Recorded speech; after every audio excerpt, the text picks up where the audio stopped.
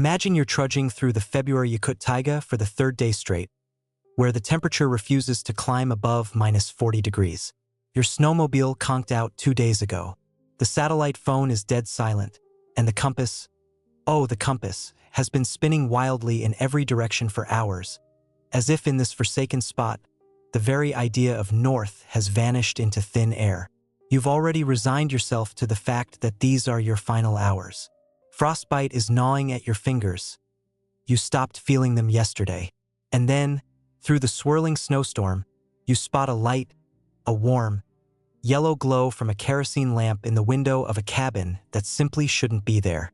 The nearest winter hut is 80 kilometers away in a straight line. You know that for sure. You knock on the door and it swings open. On the threshold stand 2 women, young and beautiful, dressed in simple house dresses as if they'd stepped out of a cozy village home in the Moscow suburbs, not a log cabin in the middle of this deadly wilderness. They smile, invite you in, seat you by the stove, and pour you hot tea. Only later, as you thaw out, do you realize you can't hear them breathing. Their smiles don't reach their eyes. They blinked simultaneously once in 10 minutes, and on the wall hangs a yellowed photograph from the early last century, where these same 2 women look exactly the same. Igor Tarkanov had been hunting in these parts for 17 years. He knew the northeastern taiga like a city dweller knows the route from home to work. Every ravine, every valley, every hunting trail laid down by the grandfathers and great-grandfathers of those evenks he'd once shared his first winter hut with. 17 seasons, that's no joke. It's scars from bear claws on his left forearm, his 2 frostbitten toes on his right foot. It's 3 graves of comrades who never returned from the taiga, and dozens of stories you only tell to trusted folks, because no one else would believe them. But what happened in February 2008, that year winter hit late but vicious. Until mid-January, there was an unseasonable thaw. The old-timers shook their heads and muttered about a bad year.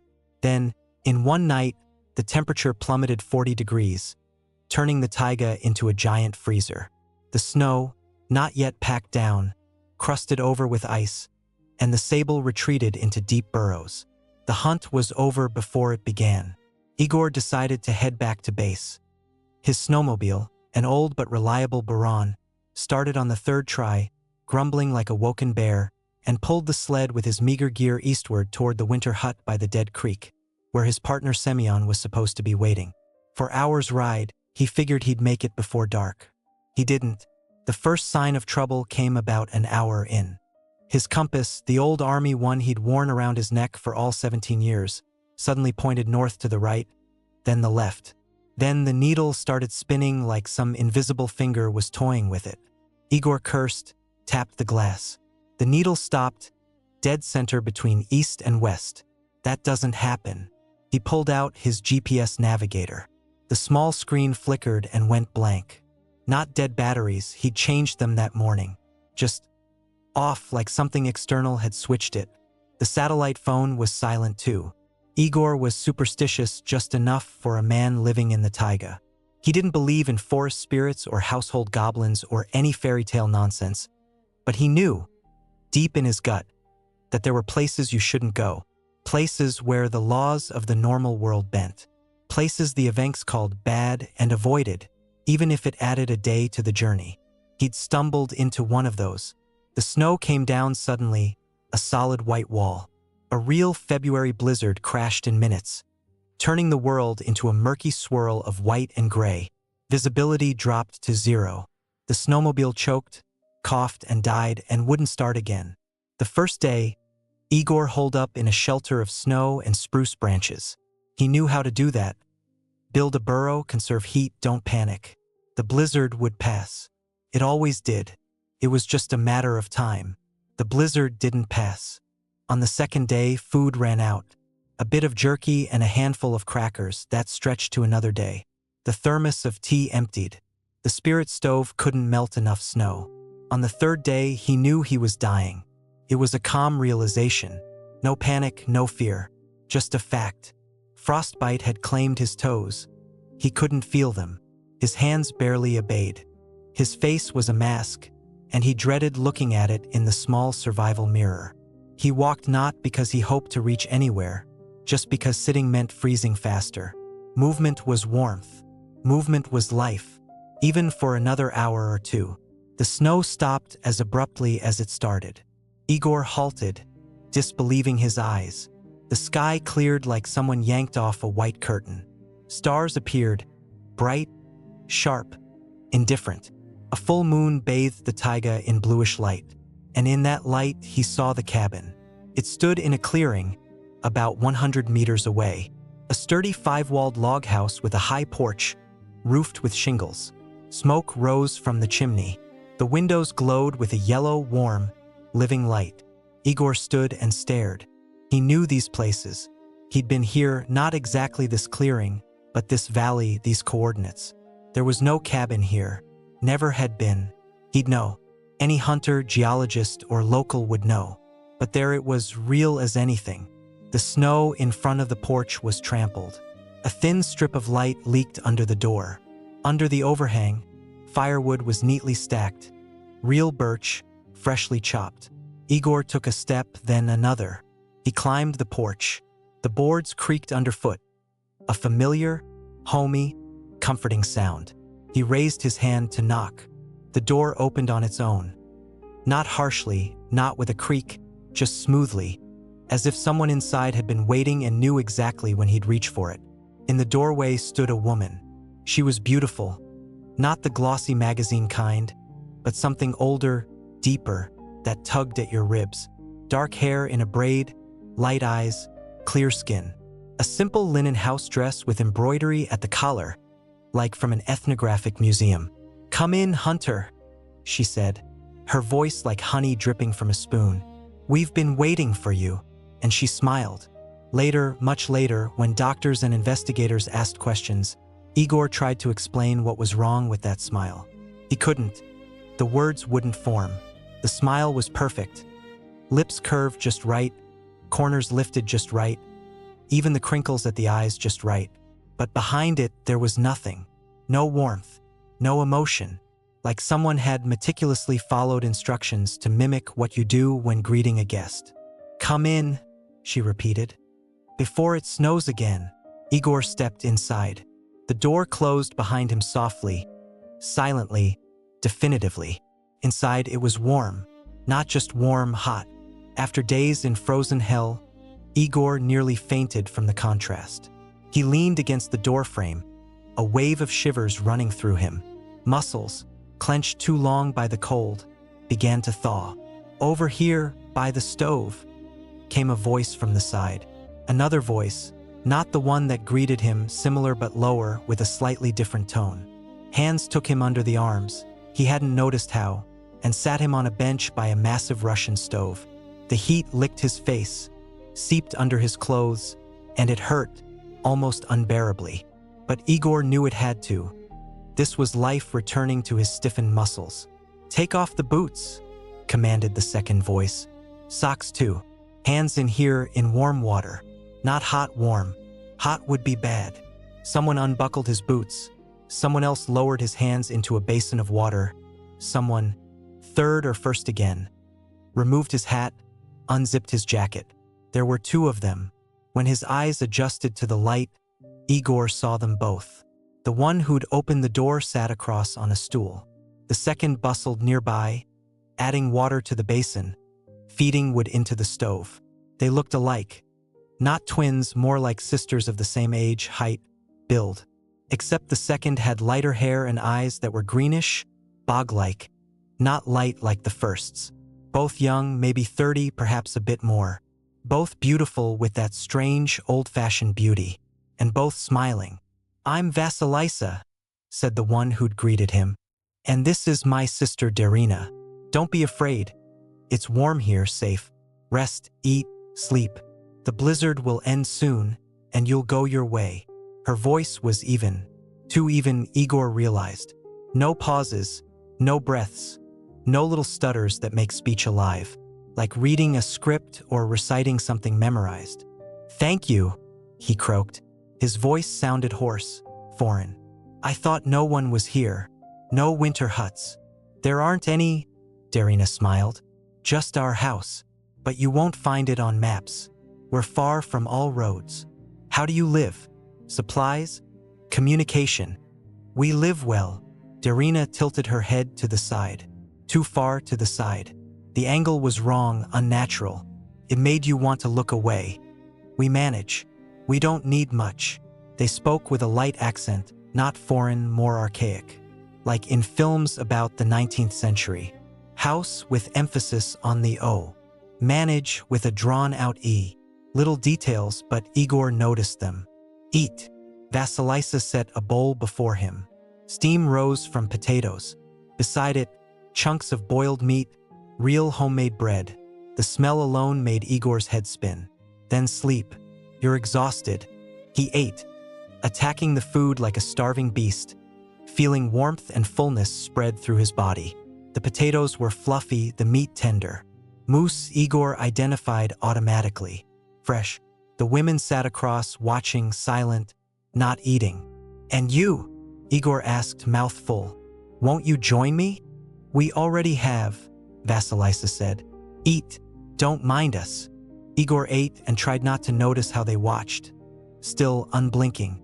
He tried to recall when they'd last blinked. He hadn't seen it since entering. Coincidence, just coincidence. He was exhausted, frostbitten, on the edge. Seeing things that weren't there. He finished, pushed the bowl away. Thank you kindly. Never eaten so well in my life. Glad to have a guest. Darina smiled. Her lips parted in sync with her sister's. Exactly to the moment. Rare for anyone to wander here. I can imagine. I've hunted these parts 17 years and never heard of you. Something shifted in the air. Igor couldn't say what, but he felt it. The women tensed. Just a little, almost imperceptibly. Like an animal sensing danger. We don't go out much, Vasilisa said after a pause. Too long a pause. We're fine here. Igor looked around. The cabin was odd. Furnished richly, but not modern. Benches with carvings, a heavy table on turned legs, chests along the walls, kerosene lamps. No electricity. No outlets, no wires. Icons in the red corner, old and dark, faces barely visible. Curtains on the windows, homespun with patterns probably embroidered back in Tsarist times. On the wall hung photographs, several in wooden frames. Igor squinted to see. May I? He nodded at the pictures. Look, Darina allowed. It's family history. Igor stood. His legs were still unsteady. He swayed but caught the wall. The photos were old, very old, black and white, faded with that characteristic yellowing. One showed a group before a log house. Men in smocks, women in headscarves, pre-revolutionary, judging by the clothes. Another a landscape. River, forest, boat by the shore. On the third, Igor froze. Two women. Young, beautiful, dark hair, light eyes, house dresses with embroidery. Standing by the porch, this very porch he'd climbed an hour ago. He turned, looked at Vasilisa and Darina. They watched silently. He looked back at the photo. Same faces, exactly. Same hairstyle on one, same cheekbones on the other, same head tilt, same embroidery pattern on the dresses. But the photo was ancient. In the corner, a chunk of a bulky tripod camera. Early 20th century, maybe late 19th. This? Igor heard his own voice as if from afar. Who is this? Us, Vasilisa replied simply. Long ago. Very long ago. His heart skipped a beat, then another. How? How long ago? The women exchanged glances. Exactly that, exchanged. And Igor could swear something passed between them. A signal only they understood. You're tired, Hunter, Darina said gently. Too gently. Delirious from the frost? That's our grandmothers in the photo.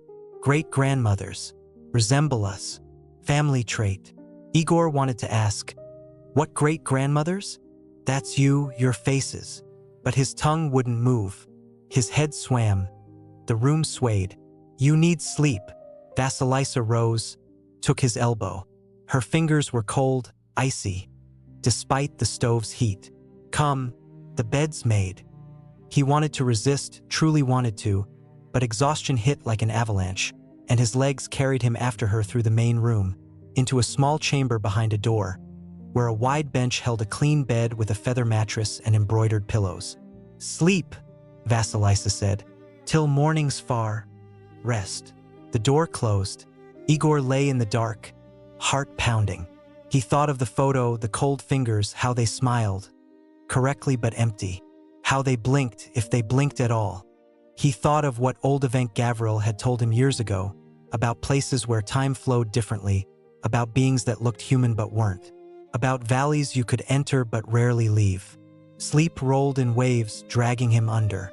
The last thing he heard, sinking into oblivion, voices, quiet, muffled, somewhere beyond the wall.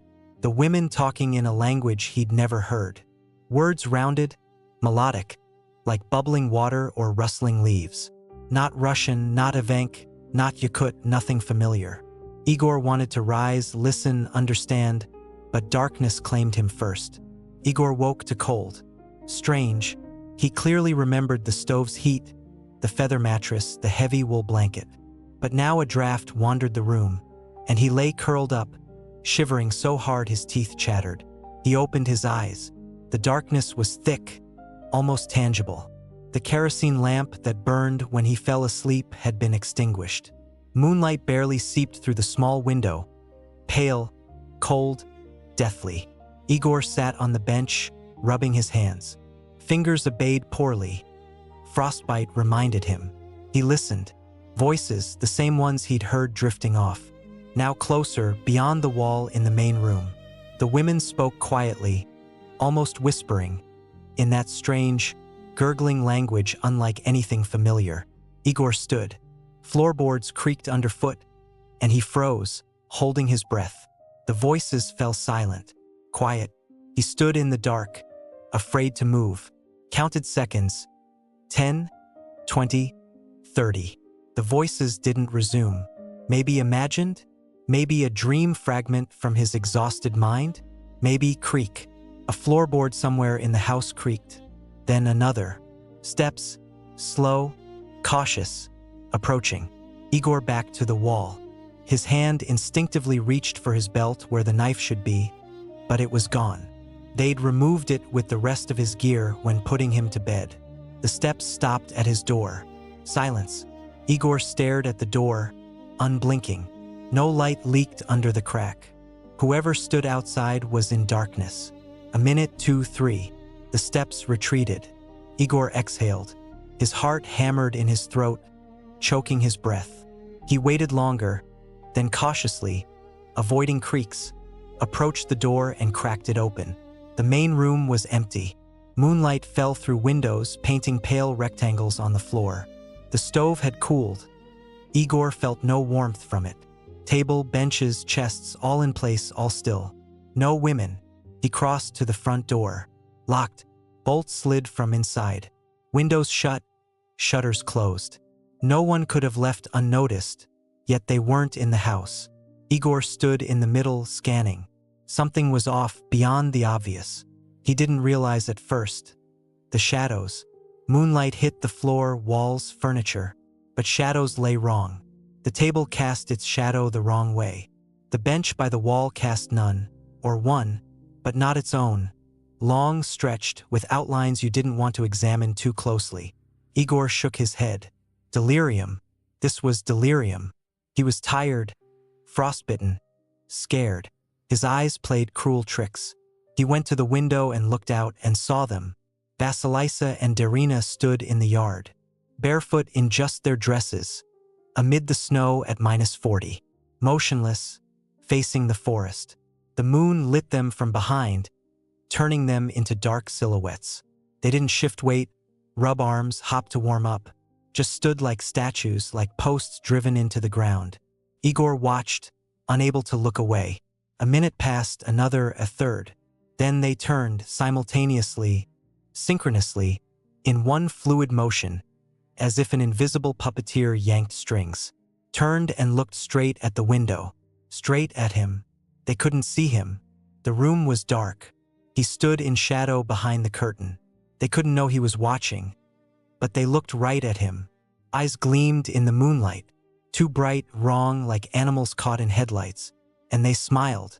Igor jerked back from the window. His heart raced wildly.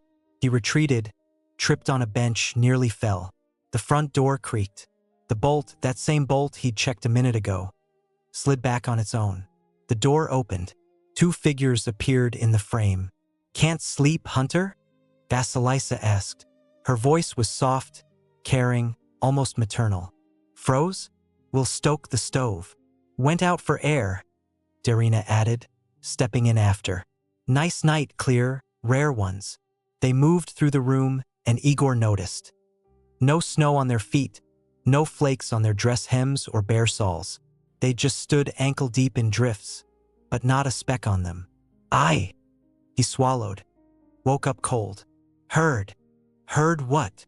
Darina tilted her head again, that wrong angle twisting something inside him. "Nothing, nothing."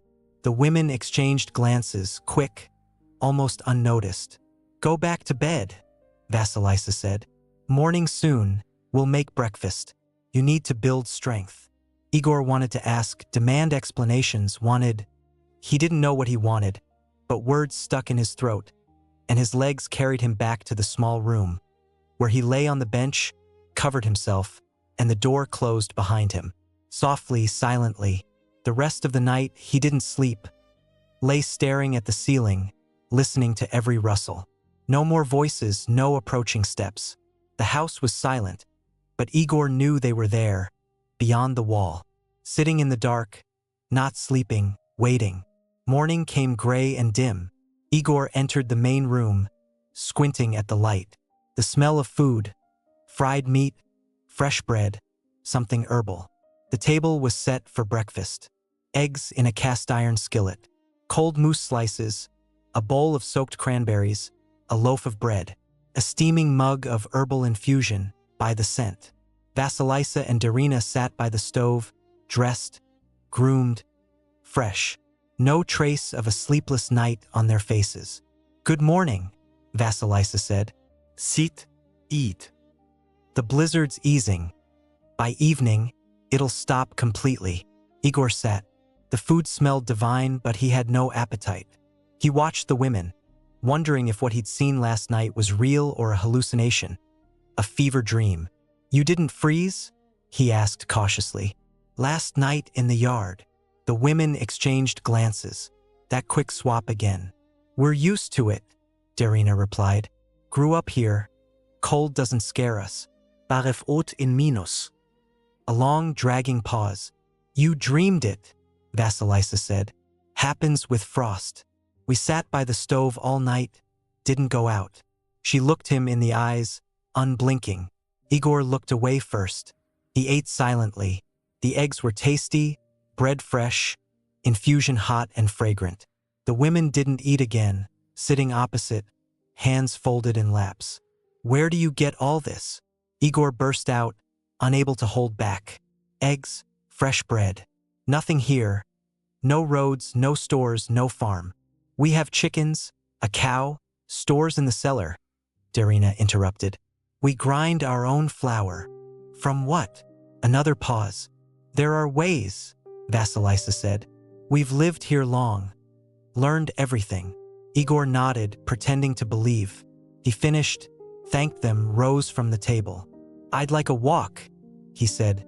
"To look around. If the blizzard's easing, maybe head out today." "Of course," Vasilisa smiled. "Just don't go far. Easy to get lost here." He stepped onto the porch. The day was still windless. Snow sparkled under pale sun. The taiga walled in, dark, silent, impenetrable. Igor scanned. The cabin was sturdy, solid. Logs darkened with time, but even no gaps. Roof sagged in one spot but held. Nearby, a shed, woodpile, overhang with firewood. Behind the house, an addition like a bathhouse or barn. He headed to the shed. "Door unlocked." Igor pushed it open and entered. Inside, dark, smelling of hay and something else. Iron, leather, sweat. Eyes adjusted slowly. When they did, Igor froze. Things. The shed was full of things. Along walls, backpacks, tourist, military, hunting. Dozens, various sizes and colors. Jackets hung on nails, storm coats, down parkas. Some modern, others like from Soviet films. Thirds ancient, pre-revolutionary, coarse cloth and fur. On shelves, knives, hunting, folding, homemade. Guns, old double barrels, carbines, even an ancient flintlock musket. Compasses, maps, flasks, pots. Igor approached, took a military backpack, khaki. Faded marker on the flap, Sergeant Mikhaev, and Unit 34.521. Inside, empty flask, pencil stub, crumpled prima cigarette pack. Another backpack, tourist, bright orange. Patch, Romantic Tour Club, Irkutsk. Inside, notebook with entries dated summer 7 years ago. A third, old canvas with brass buckles. Inside, rotting ledger with Russian Empire emblem on cover. Igor stood amid the shed, staring at these things. Dozens of sets, maybe hundreds, from different years, eras. Things of people who'd come here and never left. He looked up. On a beam overhead hung boots, several pairs, neatly tied. Nearby hats, mittens, scarves, and wedding rings. A whole bundle strung on twine. Gold, silver, copper. Some shiny, others tarnished with time. Igor backed away. Behind him, the door creaked. He turned. In the doorway stood Darina. She looked at him calmly, expressionless. Eyes gleamed in the dim. "Found our storeroom," she said. "We collect. People come, leave things. Waste not." "What people?" Igor's voice rasped. "Where do they go?" "To the taiga." Darina shrugged. "All leave eventually, one way or another." She stepped into the shed. Another step. Another. "You'll leave too, Hunter, when the blizzard ends. We don't hold you." She was close now. Igor smelled her. Strange, herbal, mixed with something raw, earthy. "Come to the house," Darina said. "Cold here. You'll catch ill." She took his hand. Fingers icy, as last night, but grip strong. Too strong for a fragile woman's hand. Igor followed. He had no choice. The rest of the day, Igor spent in the house. He sat by the stove, warming hands, drinking herbal infusion. The women refilled his mug as soon as it emptied. The brew was bitter, with unfamiliar herbs, and it made his head spin slightly. Igor tried to drink less, but thirst tormented him, and they offered nothing else. The women busied with chores. Vasilisa sewed in the corner, needle moving rhythmically, thread pulling. Darina stirred something in a cauldron by the stove. Ordinary household tasks, ordinary women. If you didn't look too closely, if you didn't notice Vasilisa watching him constantly, not lifting her head, eyes skewed at an impossible angle. If you ignored Darina stirring with mechanical precision. Every 30 seconds, no more, no less, like a metronome inside her. If you overlooked their synchronized breathing, inhale for one, inhale for the other, exhale for both, like a single organism in two bodies. Igor noticed. He showed nothing, smiled, thanked for tea, answered questions. Where from, what he did. Family? Ordinary, polite questions. Questions for a guest they wanted to know more about. But something in how they listened was wrong. Too attentively, absorbing every word, memorizing, like compiling a dossier, cataloging him. By evening, the blizzard truly eased. Wind died, snow stopped. Through the window, Igor saw the sky clear, first stars appear. "I can go tomorrow," he said, keeping his voice steady. "Weather's settled." "Can?" Vasilisa agreed. "If you want, we'll show the way, lead to the trail. Or stay," Darina added. "Another day. Strengthen. Your fingers are bad. Serious frostbite. Walking will be hard." "Thanks, but I must. They're looking for me." Partner, rescuers. The women exchanged glances. That silent swap chilling inside. "As you wish," Vasilisa said. "Your choice." After supper. More moose, more bread, more herbs. Igor went to his room, lay on the bench, closed his eyes, pretended to sleep, waited. An hour passed, maybe two. Beyond the wall, quiet. Then steps, soft, almost inaudible, and the front door creaked. Igor waited another 10 minutes, then silently rose and peeked into the main room. Empty. The women had gone out again. This was his chance. He moved fast, avoiding creaks, searched the room, opening chests, peering under benches, looking for anything, weapon, tools, map, something to understand where he was, how to escape. In one chest, women's clothes, antique, sarafans, shawls, embroidered belts, smelled of mothballs and time. In another, dishes, silver spoons, copper ladles, clay pots, some very old with unfamiliar stamps. In the third, books worn with old Cyrillic letters on yellowed pages, prayer books, household ledgers, calendars from past centuries. Igor was about to close the lid when he noticed a crack in the bottom, uneven, like the board had been pried many times. He wedged his nail in. Under the false bottom lay a notebook, ordinary, oilcloth-covered, Soviet, the kind from the 70s or 80s. On the cover, faded ink, field diary, Yakut ASSR party number 7. Geological survey. Igor opened it. Entries started midway. First pages torn out. Handwriting small, hasty, sometimes illegible. He held it to the window, catching moonlight. Day 7. Radio silent. Compass went mad day before yesterday. Circling the taiga, ending up same places. Kolya says, curse spot. I laugh, but uneasy myself. Page turn. Found cabin. Can't believe eyes. Cabin in this wilderness? Nothing on maps. Decided to overnight. Met 2 women, young, beautiful.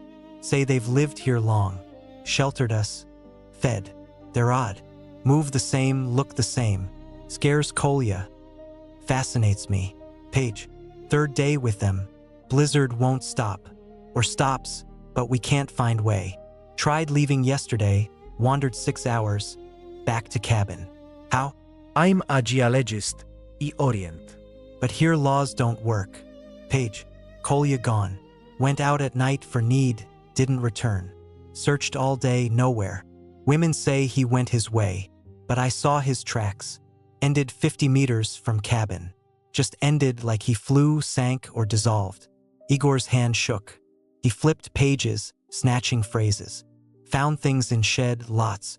Backpacks, guns, knives, people's things. How many? Dozens, hundreds? Where'd they go? Trying to calculate match dates, events they mention. Vasilisa spoke of Tsar Alexander like contemporary. Darina recalled plague. Seems cholera of 1840s. If calculations right, no, impossible. Madness. Igor found the calculation page. Columns of numbers, dates, names, arrows, margin notes. At end, circled twice, V approximate 197 years. D approximate 175 years. Margin plus or minus 10 years. If take their stories true, if not lying, if such possible at all. Page turn. Another. Entries shorter, more chaotic. Handwriting trembled. Slid off lines. Haven't slept 3rd night. Afraid. They know I searched. They know I found. Today Darina looked different, smiled, but smile wrong. In it too many teeth. Hear them nights. Talk foreign language, sing. Not singing, something else. Sounds make headache, wanna scream. Found rings, bundle of wedding rings. Dozens from dozens people. Lord, what am I doing? What am I here? Last entry half page. Letters jumped, overlapped. They know I know. Today they smiled different, both at once. I saw in smiles too many teeth. Too many. Humans don't have that many. Tomorrow try to leave. If this last entry means I failed, means I became one of them, one whose things in shed. Lord forgive me. Lord essay. Entry cut off. Igor stood mid-room, notebook in hands. Heart beat slow and heavy. Head empty like after a blow. 197 years, 175 years, impossible. But the wall photo, shed things, compass not working, looping trails, women who don't eat, sleep, freeze, blink, impossible. But he was here and they were here. And the geologist who'd written this over 30 years ago had been here and never returned. Igor tucked the notebook inside his shirt, closed the chest quietly, returned to his room, lay on the bench, closed eyes, waited. Beyond wall, steps sounded, door creaked. Women returned. Igor lay still, breathing evenly, feigning sleep. Steps neared his door, stopped. Silence. Then Vasilisa's voice, quiet, almost affectionate. Sleeping, and Darina's even quieter. Found. Pause. Found. Another pause, long, oppressive. What do we do? Darina asked. Nothing, Vasilisa replied. Wait, he'll choose himself. Steps faded. Igor lay in dark, unmoving. Notebook burned against his chest. They know I know. He didn't sleep till morning. Morning broke clear. Igor woke, stopped pretending, when it grayed outside. He'd lain all night motionless, listening to every creak, every rustle. The geologist's notebook still lay against his chest, its weight like a grenade with pin pulled. They know. The thought pulsed in his head. No peace. They know he found the diary. They heard him rummaging chests. They spoke of it right at his door, not lowering voices, like they wanted him to hear or didn't care. Igor rose, dressed. Hands shook from cold, sleeplessness, fear. He tried not thinking of last night's reading. 197 years, 175. People whose things rotted in shed, geologist whose diary ended mid-word. He had to leave today now while he could. In main room, table set, porridge, bread, herbal infusion. Women in usual spots. Vasilisa by window, Darina by stove. Watched, smiled. Good morning, Vasilisa said. Slept well? Yes, Igor lit. Thanks. I time to go. Good weather. Must get out before snow again. He kept voice casual. Ordinary hunter thanks for hospitality. Heads out. Nothing special. Women exchanged glances. Eat first, Darina said. Long road. Need strength. I'm not hungry. Eat, Darina repeated. Tone shifted subtly, half note. But Igor heard, not suggestion, command. He sat, took spoon. Porridge hot, Swedish with honey or similar. He ate slow, tasting nothing, eyes on bowl, not women. They silent, sat still, hands in laps, not eating as always. Why don't you ever eat? Slipped from Igor before he could stop. Silence. He looked up. Women stared identically, motionless. We eat, Vasilisa said after pause. Just not with you. Our routine. What routine? Ours. Igor didn't press. Finished porridge, stood. Thanks for everything. For shelter, food. Going where? Darina asked. East to Dead Creek. My hut there. Waiting for me. You won't make it. I will. Know these places. Darina shook head, slow, smooth. Too smooth. Like neck on hinge, not flesh. No, she said. You don't. Different places here. Everything different. Igor headed to door, grasped handle. Wait! Vasilisa's voice halted him mid-step. There are rules. If you want to leave, must know them. He turned. Women rose simultaneously like commanded. Approached closer, not right up, but enough Igor felt cold from them. Not scent, cold, like open cellar, glacier. Rule 1, Vasilisa said. Can't leave in bad weather. Taiga won't let go. Weather's good, Igor objected. Now yes, but changes fast. If it catches you en route, you'll return here or nowhere.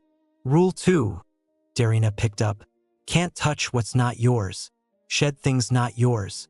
Chest things not yours. Take only yours. Igor involuntarily pressed hand to chest, where notebook lay. Darina noticed, smiled. Rule 3, Vasilisa continued. Can go to creek for water wash but only day. After sunset, can't. Others there. Who others? Others. Not us, not you. Better not know. Igor stood, hand on sweaty, slippery handle. Threats? No.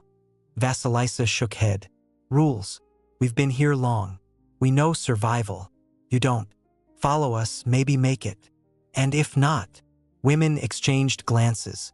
That silent trade he'd seen dozens times. Then stay, Darina said. Like others forever. Igor shoved door, exited. Sun blinded. Snow glittered eye-piercingly. He squinted, shielded face, walked from cabin. No look back, no farewell. Behind, no sound, no steps, voices, door creak. But Igor knew they watched. Stood on porch, watched him go. He entered forest. First hour, all good. Igor moved east, judging by sun. Compass still useless. Snow deep but held, night frost crusted it. Walking hard. Frostbitten feet ached each step. But Igor didn't stop. Only forward, only away. After hour, trees familiar. Not just similar, familiar. That pine with forked top. That boulder like bare head. That glade with lone stump. Seen hour ago.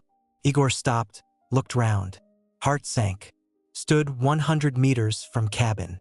Same clearing, same chimney smoke, same yellow window light. Impossible. He turned. Went again, now strict south by sun. Checking every 5 minutes. Faster, almost ran, sinking in snow, gasping. 40 minutes out to cabin. Third try north, then west, then random, changing every 10 minutes, zigzagging trees. Result same, cabin. Sun setting when Igor, sweat-soaked, legs trembling exhaustion, last emerged on familiar clearing. Chimney smoke straight pillar. Windows lee. On porch stood Darina. Told you, she said. Taiga doesn't let go. Come in, you'll freeze. Igor wanted scream, run back forest again till find exit or drop dead. Wanted charge woman, grab throat, shake truth, but no strength. He climbed porch past Darina. She stepped aside. He felt that cold from her, like ice block. Rules, she said to his back. Follow, all good. Door closed. That night Igor didn't sleep. Lay on bench under heavy blanket. Stared ceiling. Beyond wall quiet. Women didn't talk, walk, go yard. Sie längse rang ears. He thought looping trails, broken compass, unbreakable rules. Thought geologist's diary, last cut-off entries. Tomorrow try leave. If this last, geologist tried, didn't. How many? How many entered cabin over 175 years or 197? Never left. Dozens backpacks shed. Dozens rings on twine. Dozens become part place, part forest. Igor shuddered. Cold. Cold again, though stove-fired evening. He pulled blanket chin, tried warm. Cold grew. Not draft, presence. Like someone stood by bench, breathing icy, but not breathing, just standing. Igor slowly opened eyes. They were there, both. Vasilisa Darina stood over bench. One side each, watched motionless, silent. In dark, eyes gleamed, reflecting window moonlight. Wrong gleam, not human. They didn't blink, didn't breathe. Igor saw clearly. Chest didn't rise, nostrils still, lips tight. Stood like mannequins, wax figures, corpses. He wanted scream, but voice stuck. Jump, but body disobeyed, like invisible hand pinned. Women watched silent, still. Minute, another, third. Then Vasilisa extended hand. Slow, smooth, brought icy fingers to face, almost touched cheek. Stopped centimeter away. Sleep, she whispered. Voice faint, dry leaves rustle. Sleep, hunter. You need rest. They left as silently as came, melted into dark like never there. Igor lay frozen. Heart pounded temples. Couldn't move long, half hour. Lay stared ceiling, waited return. They didn't. Toward dawn, he fell heavy, murky sleep, dreamless. Igor woke to smoke smell. Not stove, different, bitter herbal, sweet mix. Smoke seeped under door, filling room thin haze. He sat, rubbed face. Head heavy, thoughts tangled. Night events seemed dream, terrifying, vivid, but dream. Women over bed, still eyes, icy fingers at face. Sleep, hunter, need rest. Dream. He exhausted, frostbitten, scared. Mind cruel games. Igor rose, dressed, entered main room. Vasilisa sat table alone. No Darina. Before her clay bowl, smoldering herbs, strange smoke source. Sit, she said, head down. Talk. Her voice different, not even mechanical as before. Something live, weary, almost human. Igor sat opposite. Table between like border, shaky, unreliable, but border. You wanted no, Vasilisa said. Now she looked straight, open, without scary stillness he'd grown used. About us, place, what happens here. Yes, I'll tell, but promise first. What? Listen end. No interrupt, no argue. Igor paused, nodded. Okay. Vasilisa sighed. First time Igor saw her sigh. Like normal person, deep weary. We born long ago, she began. Very long. I under tsar Alexander Pavlovich, sister later under Nicholas I. Exact years forgot. Time flows different here, memory changes too. She paused. I'd smoldering herbs. We ordinary. Village girls, hunter daughters, lived poor, worked hard, died young, like all then. Then cholera came, first wave. 1840s that century. Village died month. All parents, brothers, neighbors, all but us. Why? We fled, went taiga far people, disease, death. Walk days, no direction, lost, dying cold hunger. Then found this place. Vasilisa lifted head. I strange. Not empty as usual, but too full. Something ancient, heavy, bottomless swirled. Eurokish, she said. What called by those before us? Evanks, Yakuts, older peoples. Eurokish of two sisters. Named us, forgot other names. Maybe no name ever. What place? Don't know. Really don't. Different. Laws world work different. Time flows different. Death comes different. She reached bowl, stirred herbs. We should died that winter. Two starving girls mid-taiga. No chance. But Eurokish didn't let die. Accepted us, made its own. What mean? Means we no age, no sick, no freeze. Almost no need food, only sometimes, not like people eat. Belong place. Part it like trees, stones, snow. Igor listened, no interrupt. Rational mind screamed nonsense, fiction, old wives' tales. But other part, seen empty eyes, icy fingers, sink moves, believed. How old you? He asked. Me about 200. Exact no. Darina less, about 180. Counted first decades, then stopped. What's point? 197 and 175.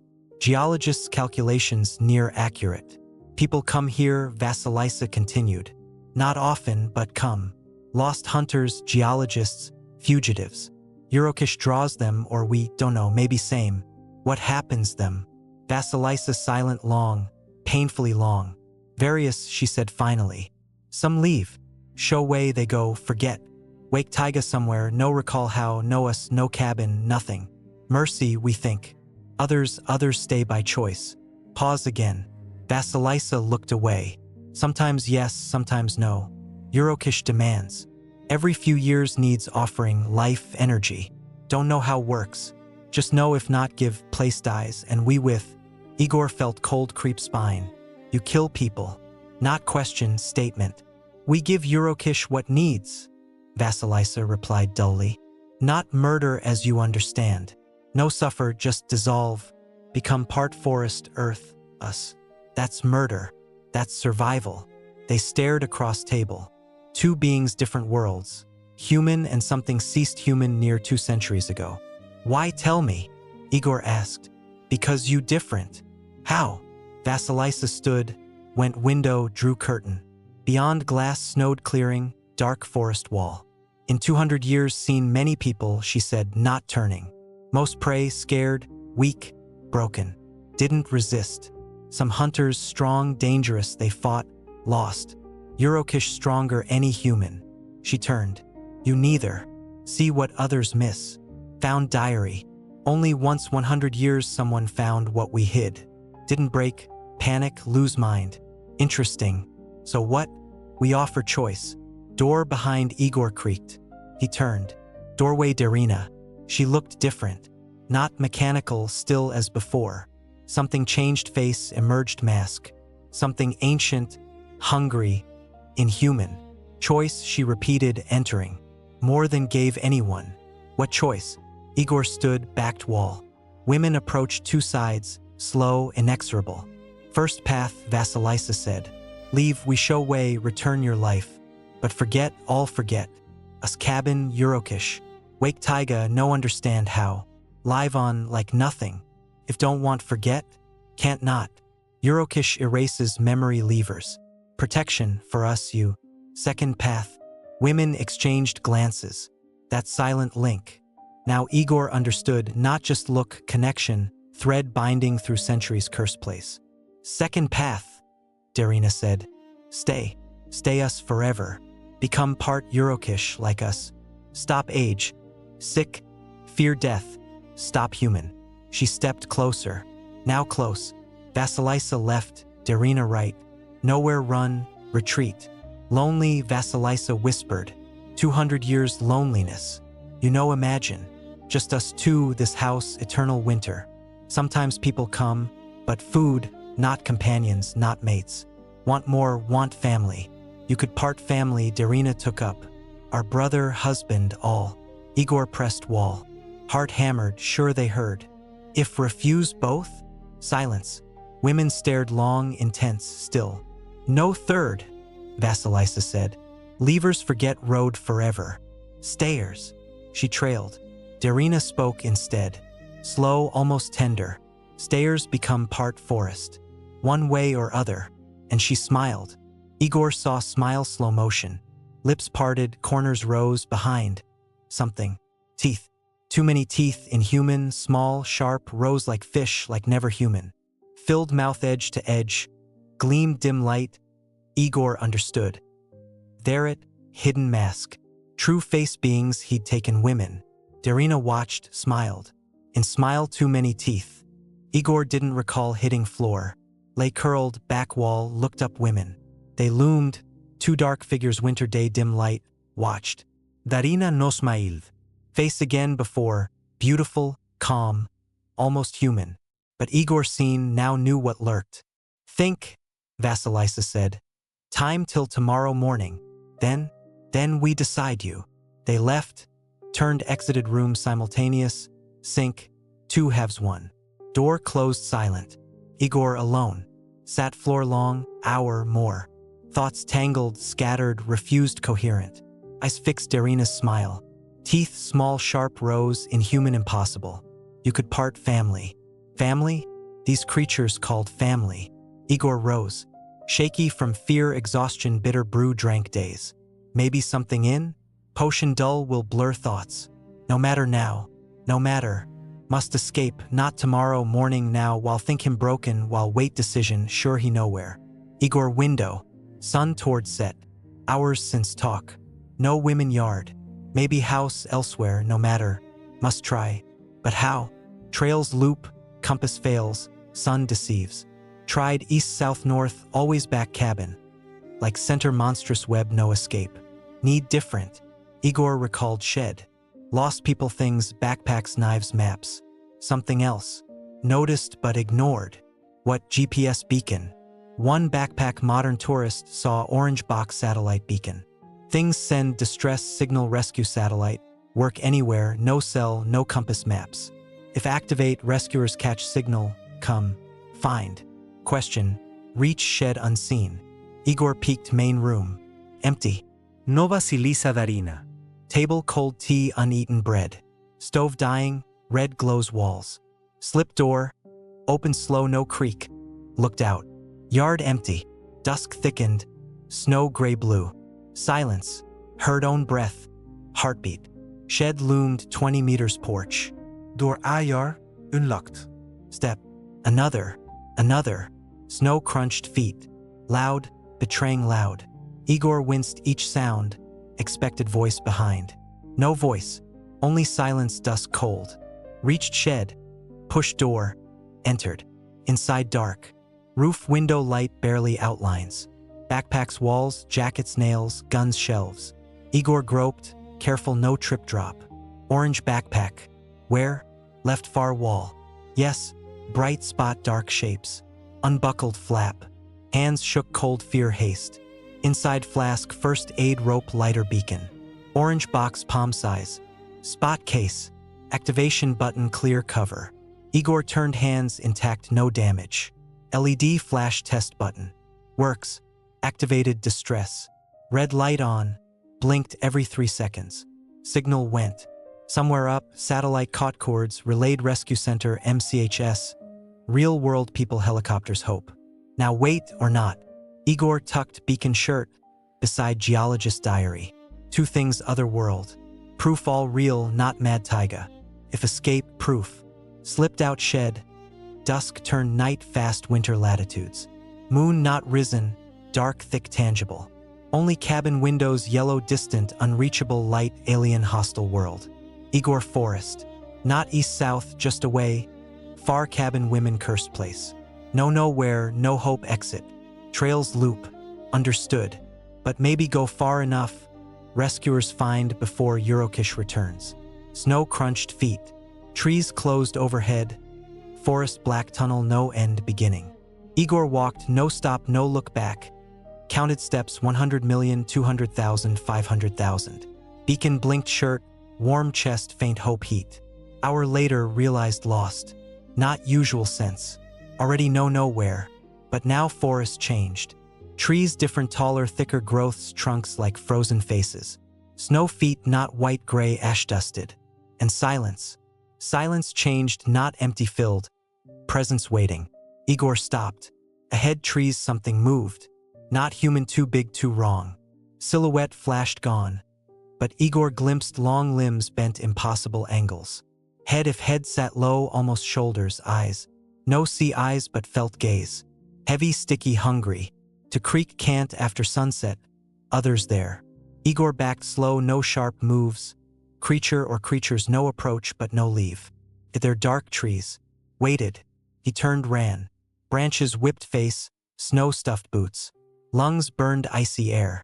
Ran long half-hour, lost time, lost self. Only fear, movement. Movement, fear. Then forest parted. Igor burst clearing, stopped, gasping air. Cabin. Same cabin fled. Same yellow windows, same chimney smoke. Returned. Like last time, all times, Eurokish no release. Porch, two figures, dark silhouettes, lit doorway, still waiting. We warned, Vasilisa said. Voice, even no anger, irritation. Fact. Taiga no let go. You tried, Darina added. Cute. Long no one tried. Igor stood mid-clearing, heavy breathing. Legs buckled, chest wheezed. Beacon still blinked shirt. Red light, meaningless, merciless. What was that? He asked when could speak forest. What was? Women exchanged. Forest, Vasilisa said. Just forest. Much lives here. Not only us. They won't touch, Darina added. While with us, under protection. If leave, you know leave. They descended porch slow, no hurry. Two figures, moonlight. Moon risen. Flooding, clearing, deathly glow. Shadows stretched, snow long broken wrong. You could part family, Vasilisa said, voice first like regret. Could live forever. Forget fear, pain, death. But chose escape, Darina took up. Like all them all before. They stopped few steps. Close, too close. Igor saw faces moonlit. Beautiful human faces. But behind now knew something else hid. Now what? He asked. Vasilisa extended hand, touched cheek, icy fingers, hot skin. Igor flinched, but no pull away. No strength. Now, she said quiet. You become part forest. Darina smiled. Again smiled, too many teeth. From report Senior Search Rescue Squad Republic Saka Yakutia. Found Citizen Tarkanov EP, missing 11 days. Condition found conscious, partially contactable. Signs severe exhaustion, dehydration, frostbite, limbs 2nd, 3rd degree. Found sitting, fallen tree, point coordinates approximate 40 kilometers, last known location. With him hunting knife, no sheath. Notebook unknown origin, GPS beacon model spot Gen 3. Activated. Signal fixed 6 days till found. Questions whereabouts during missing answered difficult. Repeatedly mentioned women house. Too many teeth. Recommended psychiatric exam. Semyon Dorokov, Igor's partner.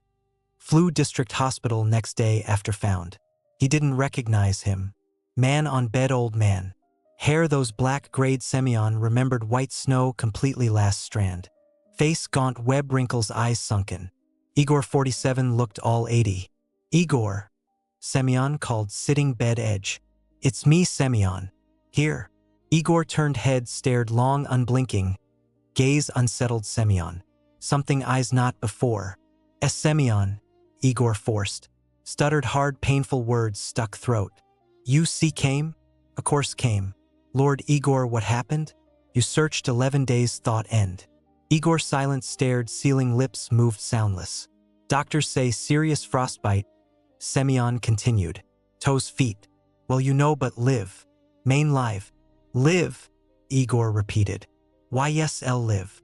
He turned, Semyon grabbed hand. Grip weak, trembling, but oddly tenacious. They, WH whispered. They their forest. 2 women. They what women? Igor, no one there. Rescuers combed district.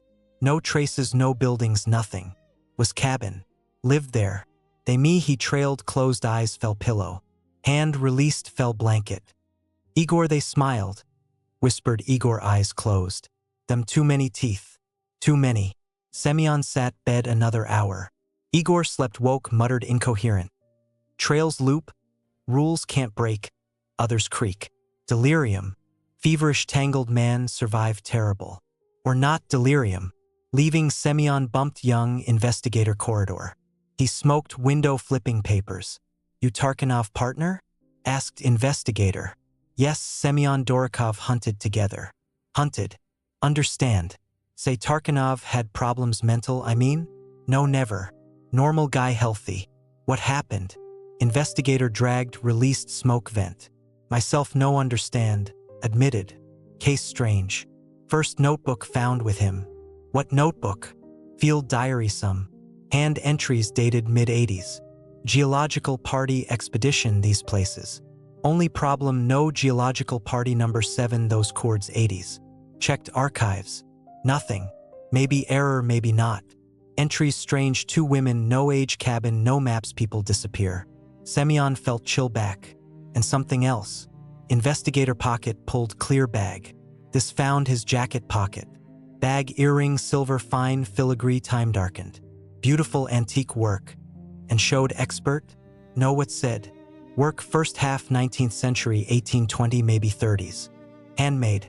Master probably Irkutsk or Yakutsk. Museum piece essentially. Where Igor got.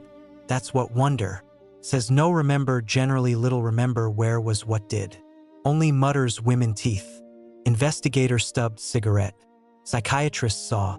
Says acute stress disorder. Memory may return or not. Happens after strong traumas. What now? Nothing. Closed case. Missing person. Found alive. No crime composition. Notebook, earring, attached materials. But shrugged. But honestly, your friend placed those places no more poke. Whatever happened, clearly no good him. Semyon nodded silent, past investigator downstairs out street. Winter still held. Snow lay dirty piles roads. Sky hung low gray indifferent. Semyon lit, stared nowhere. New places hunted 20 years, never heard any cabin that Eurokish any women. But Igor no lie. Semyon knew too well. Igor couldn't lie even want. Something happened taiga. Something Semyon no understand, no one understand. He tossed but snowdrift went car. Year half later Igor returned home 3 months after found. Frostbite cost 2 fingers, right foot 1 left. Stutter remained. Doctors said psychosomatic, need time, all fix. No fix. Wife Marina lived 15 years, looked him like stranger. Maybe was. Man returned taiga, not Igor she knew. He almost no talk, no sleep nights, wandered apartment, stared window. Sometimes she caught him strange. Sat mirror, examined teeth long, attentive like checking. Hunting no more.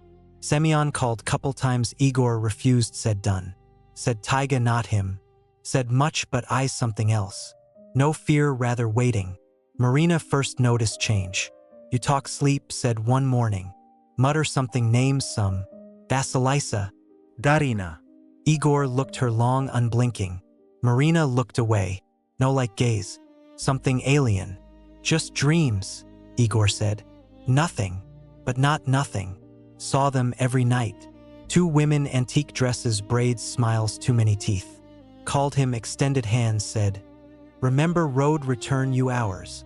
Each night remembered more. Trails walked, Eurokish creek bends, can't approach sunset.